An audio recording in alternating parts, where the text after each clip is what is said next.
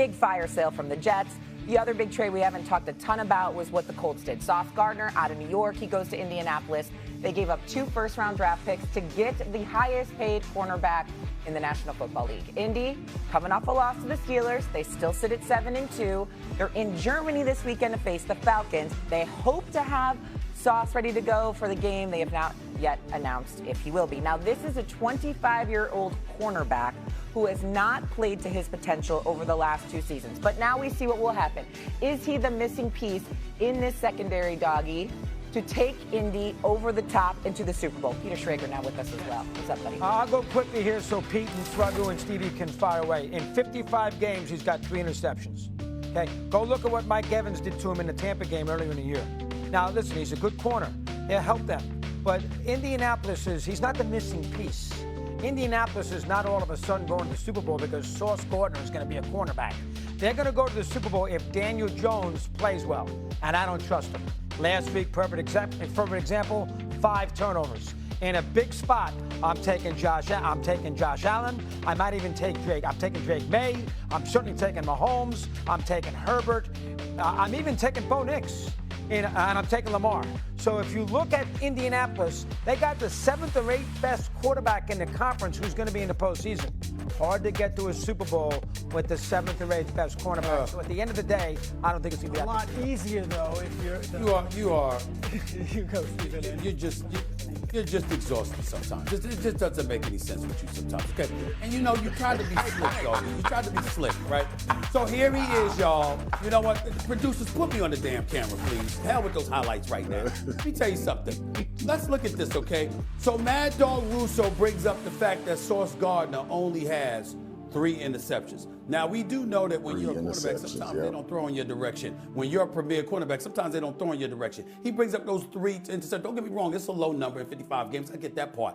But you conveniently left out that only 50% of the passes are completed against him that are thrown in his direction. All right? He's considered a premier corner for a reason. But Doggy left that nugget out. He didn't bring up that one. He brought up the facts and reporter's point and just omitted the other part, trying to be with your slick ass self. It ain't working. That's number 1. Number 2, the Indianapolis Colts have the 26th ranked pass defense. They need help on the back end, okay? And oh, by the way, when you look at all the pieces that they have, yes, Daniel Jones, okay, he returned to normal. That's the kind of Daniel Jones we were accustomed to see when he was in New York Giants with his 5 turnovers, having self. We got that part.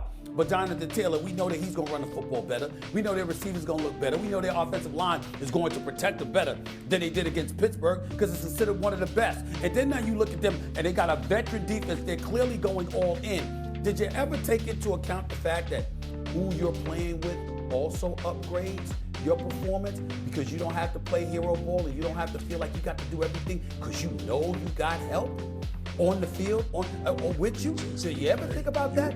That's what we're talking about with the Indianapolis Colts. Sauce Gardner's a baller. That brother can play, okay? And I think him being on Indy, he's going to look better than he looked at least the last couple of years with the New York Jets. Yeah. Let me add a little bit of color here on the trade itself because all week I've been obviously working the trade deadline and I heard Quincy Williams' name, heard Quinnen Williams' name, heard Breece Hall. At no point did anyone mention Sauce Gardner being on the block because they signed him to a 4-year, $120 million deal in July. This GM is a first-year GM and he's like, my first big move is going to sign Sauce Gardner. They got a godfather offer from the Colts. They could not say no. You know they got as much basically as what the Cowboys gave up for Micah Parsons, what the Packers had to, they give up for the Micah Parsons deal, is what they got for Sauce Gardner. So they believe that this is a veteran team, to Stephen A's point, with Kenny Moore and DeForest Buckner and Zaire Franklin. This is not some young flash-in-the-pan team that this is a nice story. They believe they're Super Bowl contenders. Getting Sauce Gardner is a message to not only their fans and to their team that, hey, we believe this is the year. To give up that draft capital, it's also a vote of confidence to Daniel Jones. That, hey, we don't have any first-round picks in the next few years. You're our guy.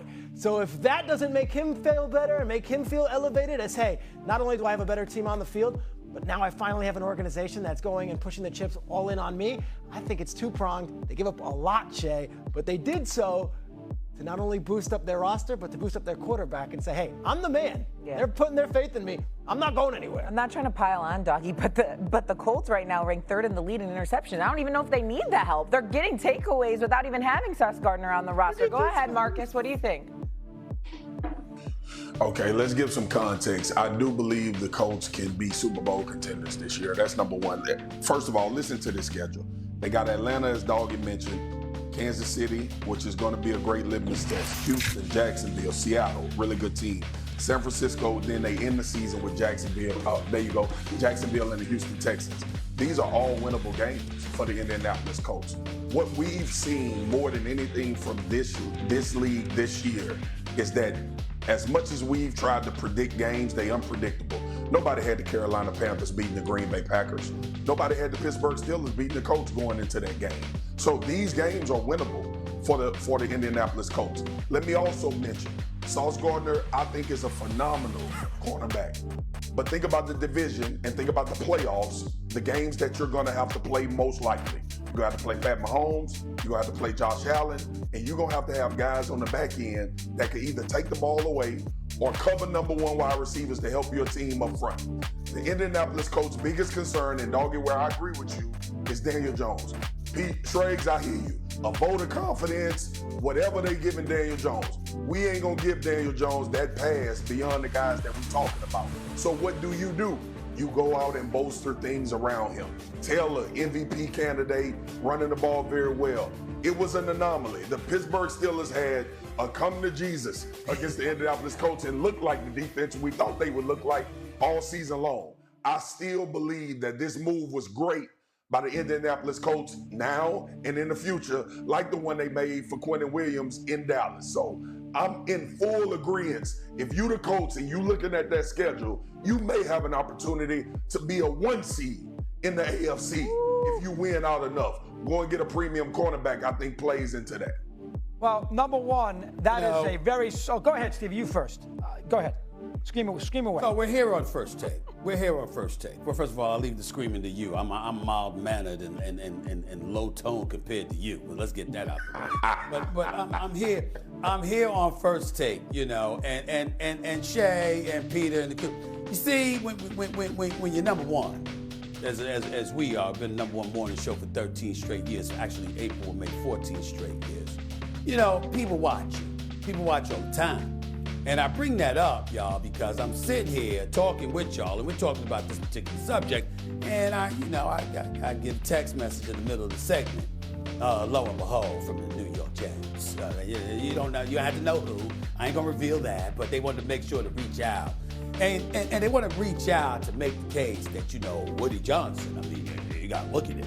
I mean, he hired, listen, he has made some good hires before. Herm Edwards, Mike Tannenbaum, or Eric Mangini, or Rex Ryan, or Todd Bowles. And, oh, by the way, Stephen A., Woody Johnson did not hire. He did not hire Adam Gase, Joe Douglas, Robert Saleh. And I'm good with that. Thus, a reasonable